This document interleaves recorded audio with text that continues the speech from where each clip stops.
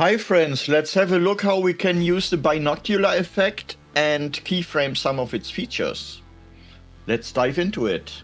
With your footage on your timeline, you go to the effects library, and in the effects library you go to effects, and there in the fusion effects you grab the binocular effect and drag it on your footage. Then you can close the effects library, and in the inspector, if it isn't open, just click here on the word inspector. You go in the effects, and then the first thing that we want to do is search for a position in the clip where we want to have everything in focus, like here.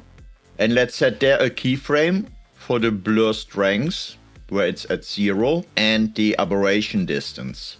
Then let's go ahead a little bit and set another keyframe without changing the values. So now we go to the beginning of the clip, and now we are going to turn up the blur strength so that it's a bit blurry, and the aberration distance. So then we go to the end of the clip, and here we do the same.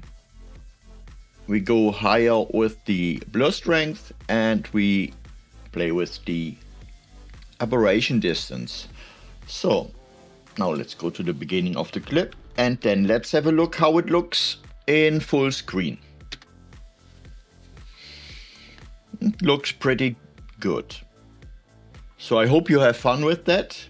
Have fun with the rest of this playlist and have a great day. Goodbye.